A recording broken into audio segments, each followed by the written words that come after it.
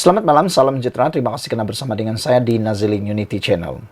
Selepas sudah lama bertahan dan tidak menyampaikan titah, akhirnya Sultan Selangor tampil menyampaikan titah yang kita tunggu-tunggu selama ini. Sultan Selangor bertitah, cukuplah berpolitik, beta dah penat dengar. Sultan Selangor, Sultan Syarafuddin Idris Shah, menitahkan agar semua wakil rakyat di negeri itu berhenti bermain politik. Sebaliknya, baginda bertitah agar mereka memberi tumpuan dalam menyelesaikan masalah rakyat, termasuk usaha memulihkan semula ekonomi di negeri itu. Cukup-cukuplah kita berpolitik, rakyat dah penat, beta pun dah penat dengar titah baginda Sultan. Bangunlah ahli-ahli yang berhormat semua. Fikirkanlah masa depan negeri, negara dan masa depan anak cucu kita. Jadikan negara Selangor hebat semula seperti mana pada zaman kegemilangan negeri Selangor tidak berapa lama dahulu titah baginda. Sultan Syarafuddin bertitah demikian ketika istiadat pelantikan Menteri Besar Selangor dan ahli-ahli Majlis Mesyuarat Negeri Selangor Exco di Istana Alam Shah Klang hari ini. Baginda bertitah, kerajaan perlu menitik beratkan aspek kelancaran dan kelicinan dalam pengurusan pentadbiran dengan mengurangkan aspek birokrasi yang boleh menyusahkan serta membebankan rakyat yang berurusan dengan kerajaan. Rakyat pula perlu sentiasa didahulukan, diutamakan dan dibela dalam segala aspek pembangunan dan pentadbiran kerajaan. Sebagai sebuah negara yang mengamalkan sistem demokrasi berparlimen dan raja berperlembagaan, rakyat telah memilih ahli-ahli yang berhormat bagi mentadbir negara dan negeri-negeri dengan harapan agar pemimpin yang dipilih ini mengutamakan agenda kemakmuran rakyat agar kekayaan negara dapat dinikmati bersama dan rakyat dapat hidup dengan selesa makmur sehingga ke generasi akan datang. Oleh itu, keperluan asas rakyat, pemulihan ekonomi rakyat dan kos sara hidup perlu sentiasa dititik beratkan agar mereka tidak terus dibebani dengan kemelut-kemelisyatan ekonomi yang begitu mencabar sekarang ini titah baginda Sultan Selangor. Sultan Syarafuddin bertitah adalah menjadi keutamaan baginda agar kerajaan negeri turut menyelesaikan masalah banjir yang sering melanda negeri Selangor dengan mengemukakan rancangan jangka pendek, panjang dan sederhana. Apalah gunanya kita berbangga dengan pencapaian kemajuan ekonomi yang pesat, serta status negeri kaya, serta kejayaan mencatat KDNK tertinggi di Malaysia, seandainya masalah keperluan asas rakyat pun tidak mampu diuruskan dengan baik titah baginda. Selain itu, titah baginda, sejak kebelakangan ini Selangor mula ketinggalan dari segi pelaburan dan nilai ekspor barangan berbanding Pulau Pinang, Johor, malah Sarawak. Kejatuhan ini mungkin tanpa kita sedari dan kita lihat gagal untuk segera mengatasinya. Ahli-ahli yang berhormat perlu sedar dengan fakta dan realiti ini. Satu tindakan segera perlu diambil bagi mengelakkan ia daripada terus menjejaskan reputasi negeri Selangor sebagai penyumbang utama ekonomi Malaysia. Beta menaruh harapan yang tinggi untuk ahli-ahli yang berhormat sekalian bagi memberi perkhidmatan yang cemerlang dengan turun ke padang bagi melihat sendiri keadaan pembangunan yang dirancang dan sedang berjalan titah baginda lagi. Kita sebagai rakyat yang ada di Malaysia, bukan sekadar di Selangor sahaja sebenarnya, kita pun mahu di seluruh negeri-negeri yang ada di Malaysia, cukup-cukuplah berpolitik. Rakyat dah penat melihat politik. Bermula daripada langkah Sheraton sampailah sekarang, seakan-akan politik Malaysia tak pernah reda, tak pernah berhenti pergolakannya. Jadi apa kata, selepas kempen, pada waktu kempen, berhabis-habisanlah berkempen dan berpolitik. Habis dan selesai kempen, apa kata? Semua ahli-ahli parlimen, semua ahli-ahli Dewan Undangan Negeri tak perlulah berpolitik lagi. Jalankan tugas anda dengan sebaiknya. Kami dah memilih anda. Jadi, Apalagi pergi kerja, buat kerja. Jangan berpolitik saja. Sekian dulu untuk kali ini. Jangan lupa tinggalkan komen Anda, tekan butang subscribe. Kita jumpa lagi. Bye-bye. Ini satu lagi pendedahan yang paling panas yang menggemparkan seluruh rakyat Malaysia. Kali ini datang daripada titah Sultan Selangor sendiri. Lama Baginda mendiamkan diri. Lama Baginda tidak bersuara dan tidak bertitah. Akhirnya, Baginda Sultan Selangor bertitah dan pastinya perlu diambil iktibar oleh semua parti politik yang ada di Malaysia. Apakah titah Baginda? Baginda Sultan Selangor kata, bertitah, jangan ingat sudah popular boleh perlekeh sesiapa saja.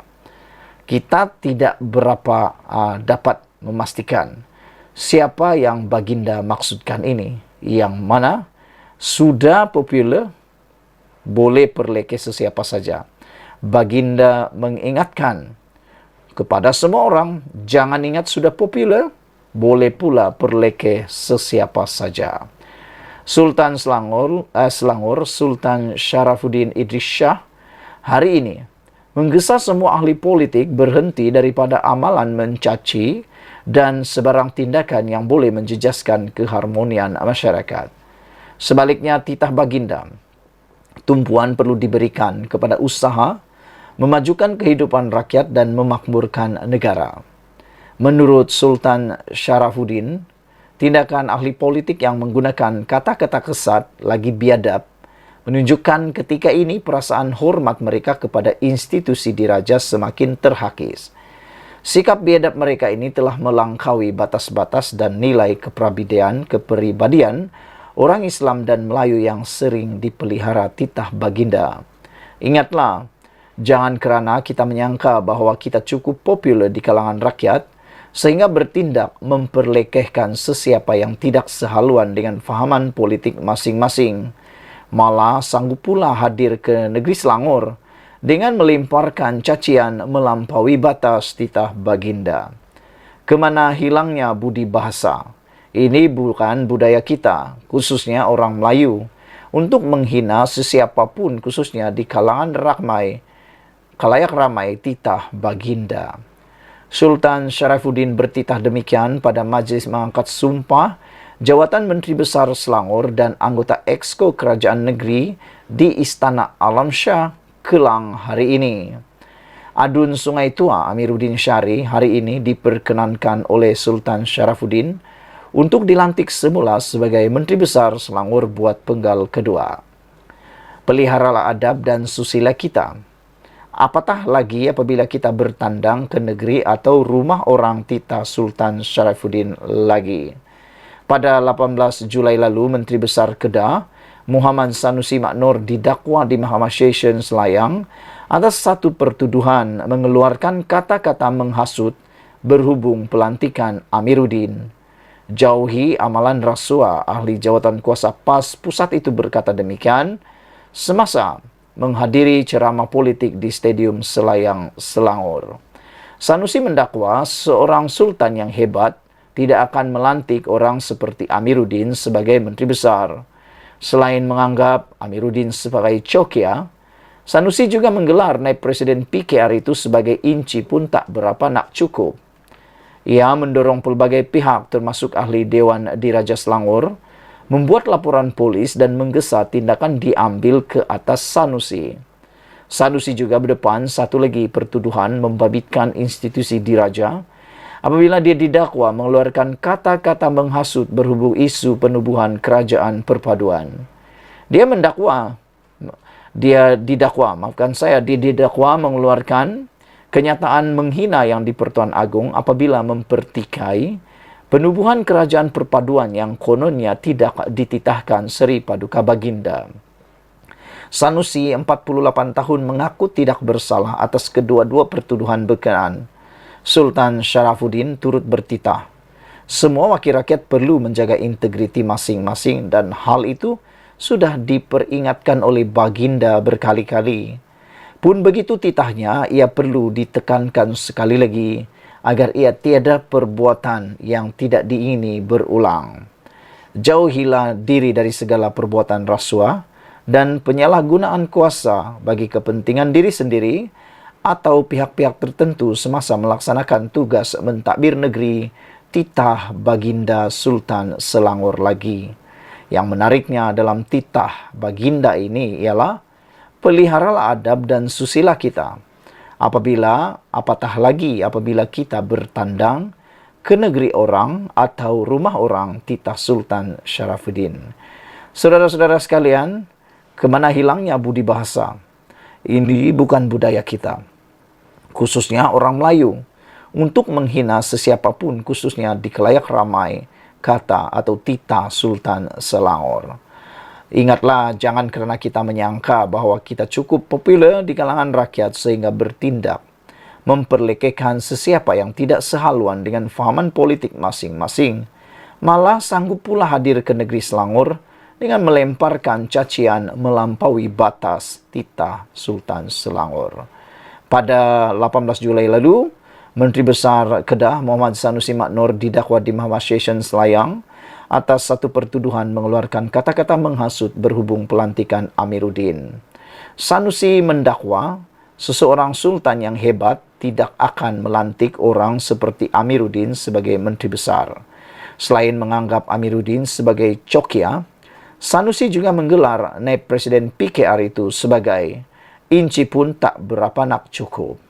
Ia mendorong pelbagai pihak dan yang paling mengejutkan kita, termasuklah ahli Dewan Diraja Selangor, membuat laporan polis dan menggesa tindakan diambil ke atas Sanusi. Sanusi berdepan satu lagi pertuduhan membabitkan institusi diraja apabila dia didakwa mengeluarkan kata-kata menghasut berhubung isu penubuhan kerajaan perpaduan. Sekian dulu untuk kali ini. Jangan lupa tinggalkan komen Anda, tekan butang subscribe. Kita jumpa lagi. Bye-bye. Selamat petang, salam sejahtera. Terima kasih karena bersama dengan saya di Nazilin Unity Channel. Saudara-saudara sekalian, ini satu kejutan luar biasa daripada anak Datuk Seri Anwar Ibrahim, Perdana Menteri kita, yaitu Nurul Izzah. Lama tak bercakap, lama tak muncul, bahkan tidak dicalonkan dalam pilihan raya PRN 2023 yang lepas, dan disangkakan, ramai menyangka bahwa Nurul Izzah mungkin akan dicalonkan di Dewan Undangan Negeri di Pulau Pinang ataupun di Selangor atau Negeri Sembilan. Namun demikian, apa yang berlaku tidak dicalonkan. Kenapa? Mungkin beliau memerlukan masa rehat kerana kita tahu beliau baru saja melahirkan cahaya mata beberapa bulan tahun lepas kalau saya tak silap, dan mungkin ini waktunya untuk muhasabah diri. Walau bagaimanapun, kita memang menanti apa yang mahu dikatakan atau apa ulasan komen daripada Nurul Izzah apabila PRN selesai. Sebab kita tahu Nurul Izzah mempunyai aura yang sama seperti bapaknya, yaitu Anwar Ibrahim. Beliau mempunyai credibility, aura dan integriti yang hampir sama seperti Anwar Ibrahim. Dan saya tidak hairan dan saya pun tak akan terkejut kalau satu hari nanti Nurul Izzah boleh menjadi Perdana Menteri wanita pertama di Malaysia. Dan kita akan berbangga kalau itu yang berlaku, kerana kita juga meyakini bahawa wanita boleh membawa Malaysia satu tingkat lebih maju lagi. Naib Presiden PKR Nurul Izzah Anwar baru-baru ini menyarankan kerajaan agar segera menambah baik komunikasi kerajaan dalam menyampaikan maklumat kepada rakyat. Sesuai dengan kebimbangan Nurul Izzah, aspek komunikasi adalah perkara nombor satu perlu segera dirombak. Ini amat diperlukan menurut Sabudin.com. Katanya, perkara itu perlu dilakukan selain untuk mendepani serta melawan politik ekstremisme dan rasuah yang terus menyengat. Ia juga perlu dalam usaha untuk melaksana agenda reformasi, memastikan ekonomi rakyat bertambah baik, mendekati dan menjiwai anak muda serta pengundi wanita, kata Nurul Izzah. Saya menyertai chorus desakan agar agensi komunikasi kerajaan diperkukuh supaya inisiatif kerajaan dan usaha murni kerajaan perpaduan sampai terus kepada rakyat. Jangan lupa, pertarungan akan tiba lagi nanti, maka usaha memenangi hati dan mendengar denyut jantung rakyat harus berjalan terus, katanya dalam catatan di Instagram. Sebagaimana banyak pihak sudah bercakap bahwa antara punca keputusan tidak memberangsangkan dicapai PHBN dalam PRN baru-baru ini adalah kelemahan komunikasi, penerangan dan penyampaian maklumat kepada rakyat, Nurul Izzah juga nampaknya sedar hakikat tersebut. Seiring dengan saranan serta kesedaran Nurul Izzah ini, saya ingin berkongsi pengalaman yang tanpa sengaja saya lalui sehari sebelum pengundian PRN baru-baru ini. Ketika menghadiri sebuah jamuan di rumah seorang kenalan pada Jumat malam 11 Ogos lalu, sekumpulan orang antara 6 atau 7 orang yang duduk semeja dengan saya berbual-bual tentang pengundian yang akan berlangsung pada esok harinya. Seorang daripada mereka berkata, harapannya ialah mahu melihat keputusan PRN itu nanti mampu menjatuhkan kerajaan perpaduan pimpinan Anwar Ibrahim.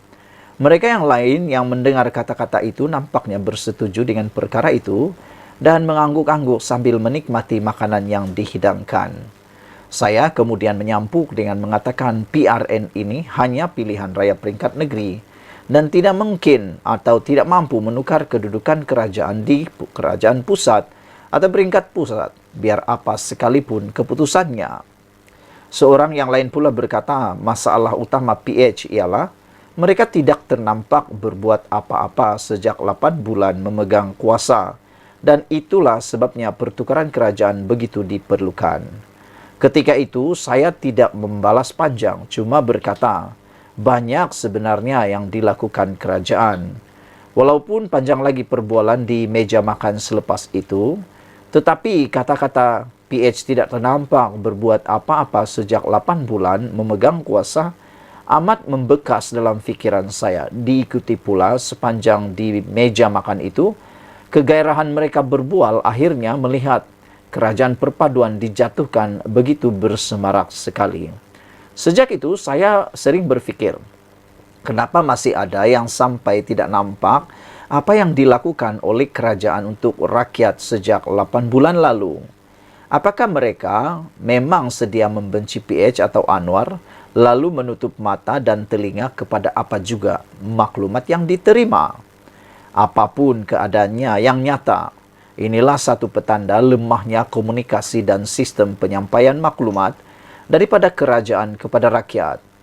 Kalau maklumat sampai kepada mereka, tidak mungkin ada seseorang yang waras akal dan berakal tergamak untuk berkata, PH tidak nampak berbuat apa-apa secara terbuka, walhal banyak sekali kebaikan di depan mata telah dilakukan oleh kerajaan perpaduan ini. Sama ada mereka membenci PH, tidak menonton televisyen, tidak membaca akhbar atau tidak memiliki akaun media sosial, sepatutnya mesti ada kaedah bagaimana sesuatu maklumat dan kebaikan kerajaan dapat disampaikan kepada rakyat. Jika maklumat tentang tarik puasa atau hari raya boleh sampai kepada rakyat, tak kira walau di mana mereka berada, tidak ada sebab kebaikan kerajaan atau jawapan kepada fitnah-fitnah tidak boleh disampaikan. Bukankah kerajaan ada pelbagai saluran media, daripada televisyen, radio, akhbar, portal berita, media sosial, dan pelbagai lagi. Selain itu, ada pula pelbagai jentera parti berkaitan komunikasi dan penerangan, di mana semua itu dalam membantu kerajaan. Ringkas cerita, susulan serangan berpenjangan kepada kerajaan perpaduan sejak 8 bulan lalu diikuti keputusan PRN 6 negeri baru-baru ini, jika ia merupakan wake up call agar segera bangun dan berlari untuk bekerja, maka perubahan dan rombakan yang paling awal wajib dilakukan ialah berkaitan komunikasi, penyampaian maklumat dan menjawab segala macam fitnah yang bertebaran. Dalam konteks komunikasi tersebut, mereka yang sedia ada daripada yang berjawatan menteri, ketua agensi, ketua pengarah dan lain-lainnya Semua itu harus segera diperbaiki, ditukar, diganti, atau dipecat mengikut keperluan dan kesesuaian, asal Anwar dapat dielakkan daripada ditumbangkan. Tanpa keberanian melakukan sesuatu yang drastik dan luar biasa, keputusan PRU 16 4 tahun lagi tidak akan jauh berbeza dengan PRN baru-baru ini. Ditulis oleh Sabudin Hussein 19 Ogos 2023. Sekian dulu untuk kali ini. Jangan lupa tinggalkan komen Anda, tekan butang subscribe. Kita jumpa lagi. Bye-bye.